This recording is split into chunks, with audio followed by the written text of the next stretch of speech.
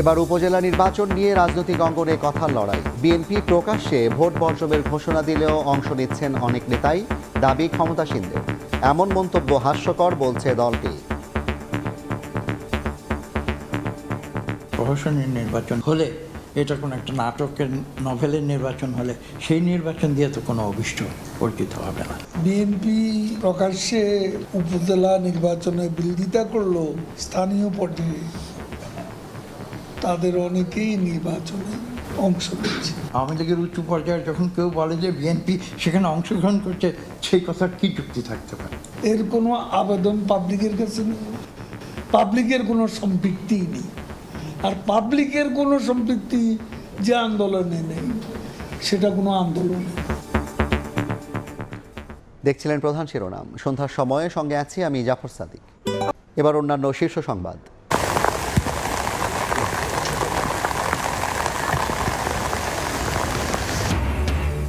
তীব্র গরমের পর নগর জুড়ে স্বস্তির বৃষ্টি। অচিরেই তাপমাত্রা কমবে না, আবহাওয়া অফিসের পূর্বাভাসকে উড়িয়ে দিল ঝোড়ো বাতাস। সতেজ হলো প্রাণ প্রকৃতি। মামলার কারণে জাতিসংঘ মহাসচিবের বিপদে যেতে পারছেন না ডক্টর ইউনূস, দাবি আইনজীবীর। সাজাপ্রাপ্ত আসামির স্থায়ী জামিনের সুযোগ নেই বলছেন বাদীপক্ষ। 23 মে পর্যন্ত বাড়ল মেয়াদ।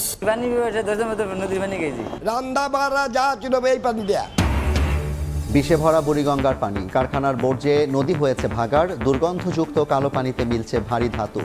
লাইফ সাপোর্টে থাকলেও দেখার নেই কেউ। এবং একদিনেই উল্টোসুর ইসরায়েলের। ইরানে পাল্টা হামলার ঘোষণা, মধ্যপ্রাচ্য জুড়ে যুদ্ধের শঙ্কা। সতর্ক যুক্তরাষ্ট্রসহ পশ্চিমারা। আঘাত এলে কঠোর জবাবের হুঁশিয়ারি তেহরানের।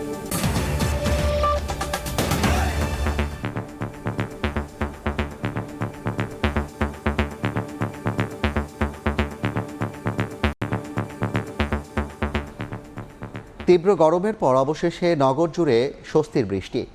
আগামী 10 দিনেও তাপমাত্রা কমবে না, আবহাওয়া অফিসের এমন পূর্বাভাস উড়িয়ে দিল ঝোড়ো বাতাস। সতেজ হলো প্রাণ প্রকৃতি। তবে দেশের 53 জেলায় এখনও চলছে মৃদু থেকে মাঝারি তাপপ্রবাহ। সূর্যকে হঠাৎ করেই ঢেকে ফেলল মেঘ। সকাল থেকে তীব্র গরমের পর এ যেন স্বস্তির পরশ। মুহূর্তেই তাপদাহের প্রভাব কমে ঝড়ো হাওয়ায় পাল্টে গেল দৃশ্যপট। তীব্র গরমে মলিন হয়ে যাওয়া প্রকৃতি আকুল হয়ে যে বৃষ্টির অপেক্ষায় ছিল, সেই চাওয়াই যেন পূর্ণ করলেন সৃষ্টিকর্তা। নিজে থেকে বৃষ্টিতে ভিজলাম, খুব আনন্দ লাগতেছে। বাসায় অনেক অস্থির লাগে, এখন বাইরে আসছি, বৃষ্টিটা হচ্ছে, অনেক বেশি ভালো লাগছে। গরমে মানুষ অস্থির হয়ে গেছে গা। এরকম একটা বৃষ্টি পাইছি, মানে সবকিছু মিলে একটা স্বস্তির একটা নিঃশ্বাস ফেলাইতে পারতেছি আমরা। যদিও আবহাওয়া অধিদপ্তর বলেছিল অচিরেই নেই তাপমাত্রা কমার সম্ভাবনা, আর কালবৈশাখীর সম্ভাবনাকেও উড়িয়ে দেয় তারা। আপাতত বৃষ্টির সম্ভাবনা ওইভাবে নেই। আগামী 2-3 দিন তাপমাত্রা মোটামুটি যে কন্ডিশন আছে, হয়তো আগামীকাল হয়তো 2-1 জায়গায় কমতে পারে। ওভারঅল হিটওয়েভটা থাকবে। রাজধানীতে স্বস্তির এই বৃষ্টির স্থায়িত্ব ছিল একদমই কম। সেদিক থেকে তাপদাহের শঙ্কা একেবারে ঝেড়ে ফেলার সুযোগ নেই। 20 তারিখের পর থেকে তাপমাত্রা আরও বাড়ার সম্ভাবনা আছে। সেক্ষেত্রে অনেক জায়গায় 40-এর উপরে তাপমাত্রা ওঠার সম্ভাবনা রয়েছে। তবে সকাল থেকে যারাই ঘর ছেড়ে বের হয়েছেন তাদের পড়তে হয়েছে তীব্র গরমের রোষানলে। দেশের বেশ কিছু জেলায় ছিল রেকর্ড পরিমাণ তাপমাত্রা। আল আমিন তুষার, সময় সংবাদ, ঢাকা। এবার অন্য প্রসঙ্গ। এবার উপজেলা নির্বাচনে অংশ নিচ্ছে না বিএনপি। তবে আওয়ামী লীগ সাধারণ সম্পাদকের দাবি, প্রকাশ্যে বিরোধিতা করলেও স্থানীয় পর্যায়ে দলটির অনেকেই নির্বাচনে অংশ নিচ্ছেন। যদিও এমন মন্তব্যকে হাস্যকর বলছেন বিএনপি নেতারা।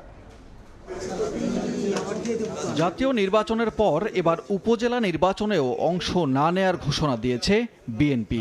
নেতারা আগেই এমন ঘোষণা দিলেও মঙ্গলবার বিবৃতি দিয়ে জানিয়েছে দলটি, এর মধ্যে 8 মে প্রথম ধাপের 150টি উপজেলায় নির্বাচনের মনোনয়ন বিতরণ শেষ হয়েছে।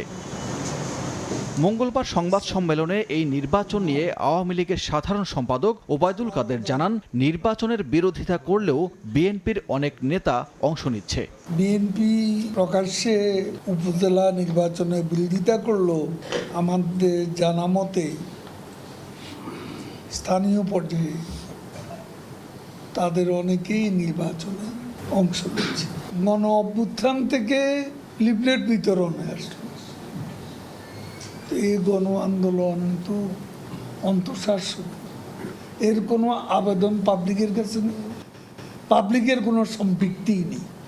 আর পাবলিকের কোনো সম্পৃক্তি যে আন্দোলনে নেই সেটা কোনো আন্দোলনে। এদিকে বিএনপির স্থায়ী কমিটির সদস্য ডক্টর মঈন খান আবারও বিএনপি নির্বাচনে অংশগ্রহণ করছে না বলে সাফ জানিয়ে দেন। আওয়ামী লীগের উচ্চ পর্যায়ে যখন কেউ বলে যে বিএনপি সেখানে অংশগ্রহণ করছে, সেই কথার কি যুক্তি থাকতে পারে? এটা হাস্যকর কথা। প্রহসনের নির্বাচন হলে, এটা কোনো একটা নাটকের নভেলের নির্বাচন হলে সেই নির্বাচন দিয়ে তো কোনো অভিষ্ট অর্জিত হবে না। কাজেই এখানে আমাদের যে সিদ্ধান্ত সেটা তো অত্যন্ত স্পষ্ট। বিএনপির কর্মসূচি ও আন্দোলন চলমান থাকবে বলেও জানান দলটির নেতারা। সমস্ত প্রতিষ্ঠানগুলো ধ্বংস করে দিয়ে। সানবীর রূপল, সময় সংবাদ, ঢাকা। স্বাধীনতার পর বাংলাদেশ অনেক উন্নয়ন করেছে, তবে অর্থনীতি, রাজনীতি ও আইনের শাসনে পিছিয়ে আছে। রূপকল্প 2041 বাস্তবায়ন সহ বাংলাদেশের স্বাধীনতা ও সমৃদ্ধি উভয় ক্ষেত্রে সহায়তা করতে যুক্তরাষ্ট্র অঙ্গীকারবদ্ধ বলে জানিয়েছেন মার্কিন রাষ্ট্রদূত পিটার হাস। ঢাকার মার্কিন দূতাবাসের আয়োজনে সমৃদ্ধি ও সুশাসন সম্মেলন নামে প্রতিবেদন প্রকাশ অনুষ্ঠানে একথা বলেন তিনি।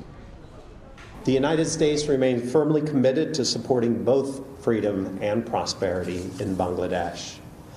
We will continue to explore ways to assist Bangladesh in achieving its Vision 2041 goals. We continue to say that we are willing to go as fast and as far as Bangladesh is in deepening our relationship.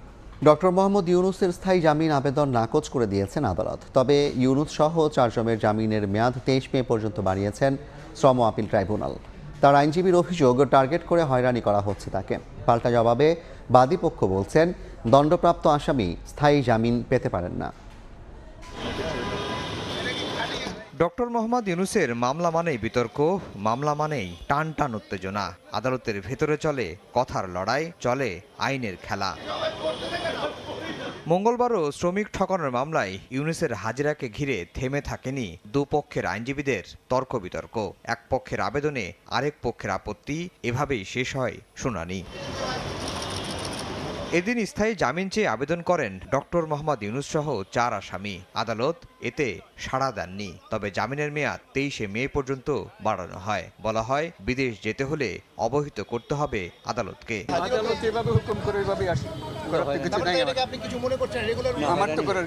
জাতিসংঘের মহাসচিব তাকে ডাকছেন, আপনি আসেন। আজকে জাতিসংঘের এই দুর্যোগ মুহূর্তে আপনি উপদেষ্টা, আমার অন্যতম উপদেষ্টা 7 জনের একজন, আপনি আসেন। উনি যেতে পারছেন না। বাদীপক্ষের আইনজীবী বলছেন, সাজাপ্রাপ্ত আসামি স্থায়ী জামিনের সুবিধা পেতে পারেন না। এখন উনি নোবেল জয়ী কিনা সেটা আমার দেখার বিবেচ্য বিষয় না। উনি সম্মানিত ব্যক্তি, এটা আমার দেখার বিষয় না। আমার দেখার বিষয় হলো উনি আইন ভঙ্গ করেছেন, আইন ভঙ্গের দায়ে ওনার সাজা হয়েছে, উনি সাজাপ্রাপ্ত আপিলকারী। শ্রমিক ঠকানোর মামলায় এ বছরের 1 জানুয়ারি 6 মাসের কারাদণ্ড হয় ডক্টর মোহাম্মদ ইউনূসের। 28 জানুয়ারি খালাস চেয়ে আপিল করেন তিনি। ওই দিনই তাকে দেয়া হয় জামিন। আফজাল হোসেন, সময় সংবাদ, ঢাকা। বিষে ভরে গেছে বুড়িগঙ্গার পানি। দুর্গন্ধযুক্ত কালো পানিতে অস্তিত্ব মিলছে ভারী ধাতুর। মৃতপ্রায় নদীর পানি ল্যাবে পরীক্ষায় মাত্রাতিরিক্ত আর্সেনিক, ভারী ধাতুর প্রমাণ পেয়েছে সময় সংবাদ, যার প্রভাবে কমেছে অক্সিজেন। রাশেদ লিমনের রিপোর্ট। বুড়িগঙ্গাকে কেন্দ্র করেই এর দুপাশে গড়ে উঠেছিল নতুন সভ্যতা, অথচ সেই সভ্য জগতের মানুষেরাই দিনে দিনে গলা টিপে যেন হত্যা করেছে এই নদীকে। এখন এই বুড়িগঙ্গার পানির প্রতিটি ফোঁটা যেন বিষের কণা। কিভাবে হলো আর কী বা আছে এখন এই পানিতে, সেই অনুসন্ধানেই সময় সংবাদ।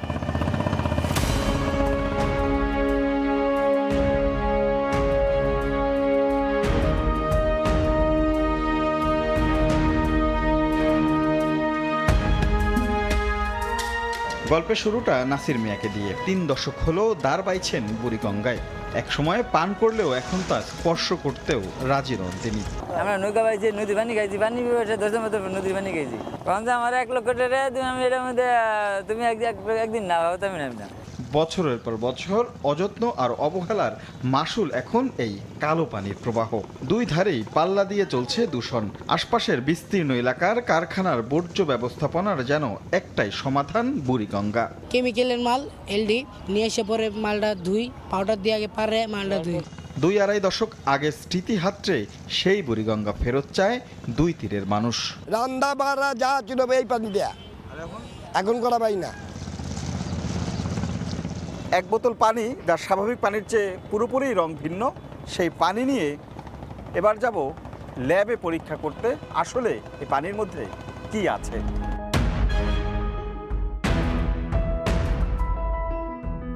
ল্যাব টেস্টে মিলল যেন আরও ভয়াবহ চিত্র।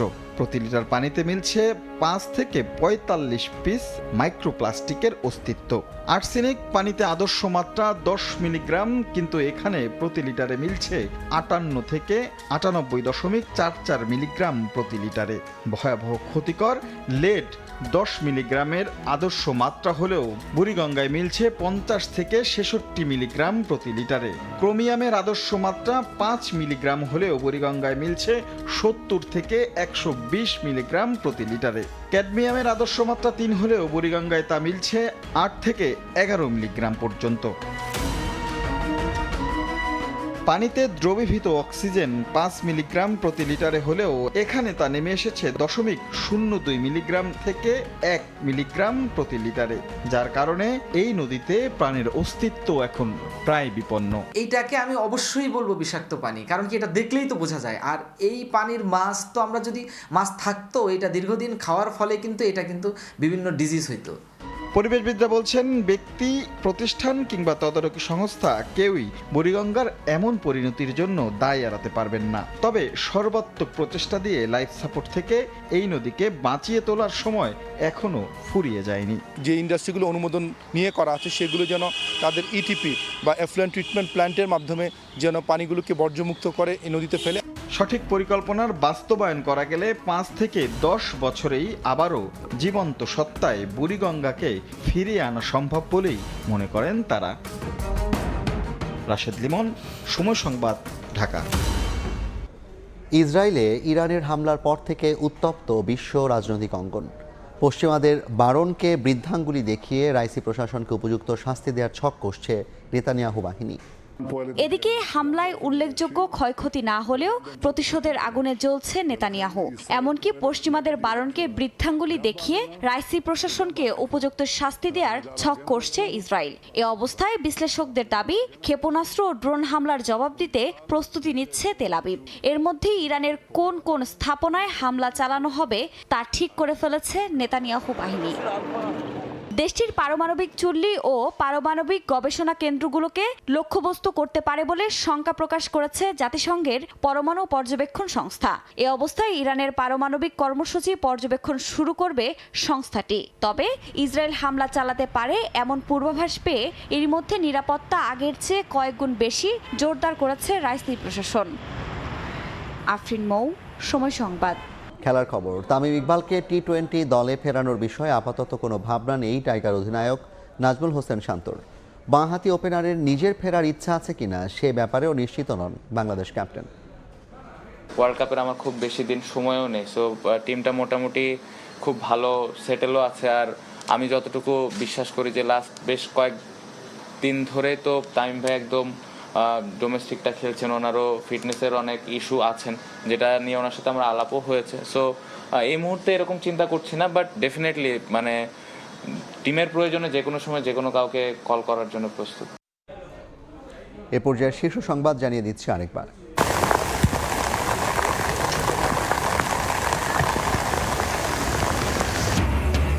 তীব্র গরমের পর নগর জুড়ে স্বস্তির বৃষ্টি। অচিরেই তাপমাত্রা কমবে না, আবহাওয়া অফিসের পূর্বাভাসকে উড়িয়ে দিল ঝোড়ো বাতাস। সতেজ হলো প্রাণ প্রকৃতি। এবং উপজেলা নির্বাচন নিয়ে রাজনৈতিক অঙ্গনে কথা লড়াই। প্রকাশ্যে বর্জমের ঘোষণা দিলেও বিএনপির অনেকেই অংশ নিচ্ছেন, দাবি ক্ষমতাসীনদের। হাস্যকর বলছে বিরোধীরা।